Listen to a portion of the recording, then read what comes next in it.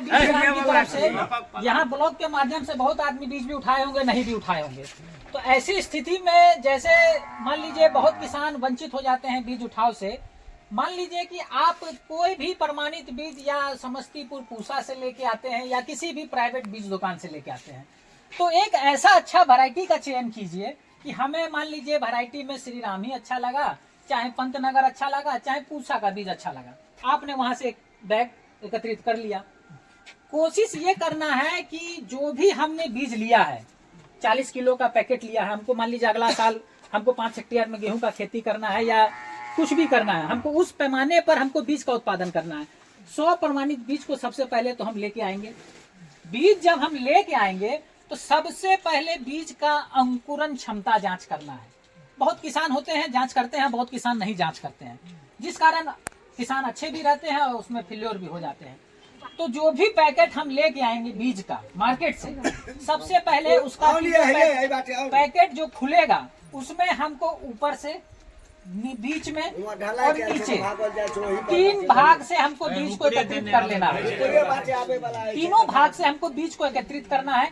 Lump sum 50-50 लाना ऊपर नीचे तीनों भाग से ले लेना है, क्योंकि हो सकता है बीज ऊपर अच्छा हो, बीच में गड़बड़ हो, नीचे और गड़बड़ हो। तो हमने जब उस एक पैकेट में तीनों जगह से बीज ले लिया, आमतौर पर लोग बीज का अंकुरन केला के थम में कर लेते हैं, काट के चीर के, वो भी प्रक्रिया बहुत अच्छी है, लेकिन उसमें सारा बीज नहीं आएगा। इसके लिए आप जो भी न्यूज़पेपर पढ़ते होंगे, उस न्यूज़पेपर को ले लीजिए, उसमें से 2 पेज निकाल लीजिए। 2 पेज को बढ़िया से पानी में ऐसे डुबा करके अब बाहर निकाल के रख लीजिए। उसमें क्या कीजिए, लाइन से 10 को बीज लगा दिए। ये जो लाइन से 10 बीज लगा है, उसके जो दोनों के बीच में जो गैप है, दूसरा बीज उसी के नीचे आना चाहिए। ये नहीं कि वो भी लाइन से लगा दीजिएगा। तो इस स्टेप में आपको ऊपर नीचे से जो 3 जगह से बीज का लिए हैं, तीनों जगह से आप एकत्रित कर लीजिए।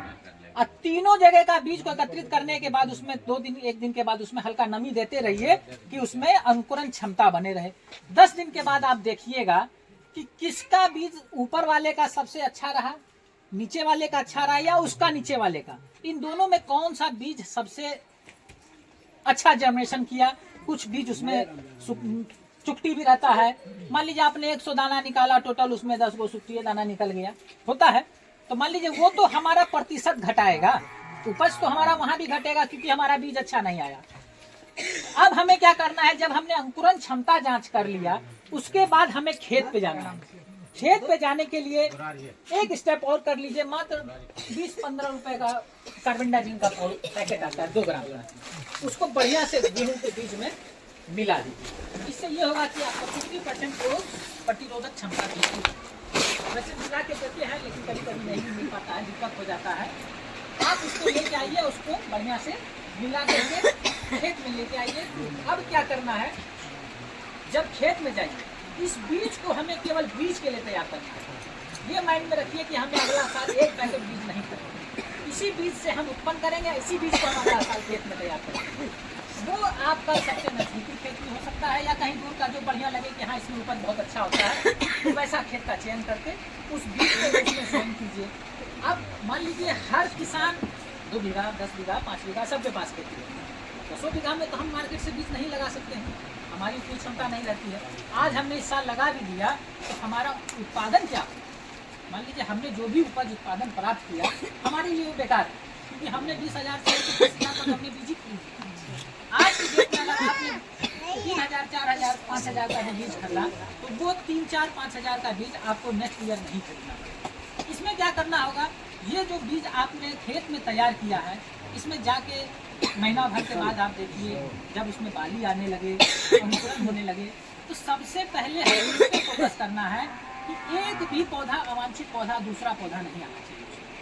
मान लीजिए एक भी पौधा आएगा तो उसका 10 बीज आपको अगले सीजन में आपको डैमेज करेंगे। उस बीज पे हमें इतना फोकस करना होगा, उसका भंडारण, अंकुरन, सब कुछ हमको जांच करने के बाद ही इसको भंडारण में रखना है। देख लेना है कि इसका उपज फील्ड कैसा रहा। आप श्री राम का ही लेके आए, बहुत आदमी हैं जिनको बीज का डिमांड ज़्यादा रहता है लेकिन क्वालिटी का बीज नहीं है। हमें नवंबर में बुआई करनी है, ये तो किसान के पास सब जानते हैं।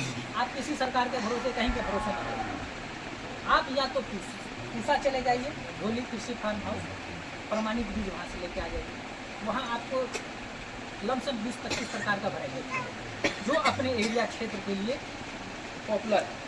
वहाँ ये नहीं होगा कि आपको 29-67 की जगह 34-32 मिल गया या कोई प्रजाति आप मांगे तो ऐसा वहाँ नहीं है। अब वहाँ बीज प्रमाणित रहेगा, टैग के साथ मिलेगा, उपचारित करते हुए मिलेगा, बैग में कार्बन डाइऑक्साइड और सब मिला के वहाँ टोटल चीज दिया जाएगा। तो वैसा बीज आप वहाँ से एक दिन कष्ट करके जाके ले आइए।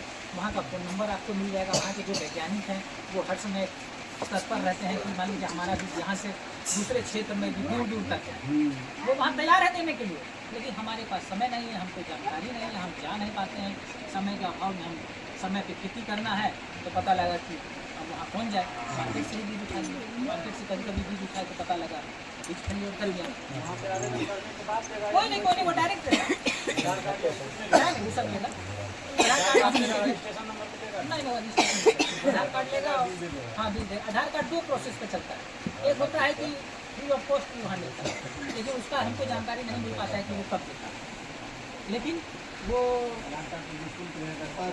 हाँ वो सरकारी शुल्क के साथ लेगा। तो भारत सरकार का टोटल वैरायटी आपको बिल काट सब कुछ जो भी वैरायटी आपको चाहिए हमारे क्षेत्र में जो भी वैरायटी डेवलप होगी अच्छी वो वैरायटी आपको 10 साल का बीज आपको वहाँ उपलब्ध है। कोई भी बीज को बनाने में मान लीजिए कोई भी नया वैरायटी बीज आता है उसको 12 साल लग जाता है बीज को तैयार करने में। ये जो आप आज जो हम खेती करते हैं, जो बीज हमारे पास आता है, चाहे ब्लॉक से लेते हैं किसी भी प्रकार का बीज, जो वैरायटी बन के आता है उस बीज में 12 साल का समय लगता है एक बीज को तैयार होने, तब जाके वो वैरायटी किसानों के पास आना।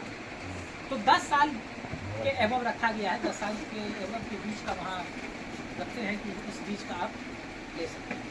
समय निकालिए, कभी जाइए वहाँ और वहाँ से बीज का उठाव कीजिए, उसके बाद हम अपने खेत में। इसके बाद होता है कि भंडारण करना। मान लीजिए कम से कम जमीन से सब लोग तो भंडारण करते ही हैं, चाहे कोठी में रखते हैं, कभी कभी होता है कि नमी पकड़ लेता है, नीचे से सड़ने लगता है। मान लीजिए जब सड़ना स्टार्ट किया तो पूरा ऊपर तक उसका महक जो होता है तो पूरा डैमेज कर देता है। इस चीज़ को भी ध्यान में रखिएगा कि हमें भंडारण करते समय बीज को बिल्कुल सुरक्षित रखें, ये नहीं कि उसमें हवा लग गया तो वो दाना मॉइस्चर पा गया, हल्का भी ढीला हुआ हो आप अगले साल बीज को जल्दी। लेकिन लालच यहाँ ये रहता है चलो भाई जैसा भी ऊपर का बीज सुरक्षित होगा इसी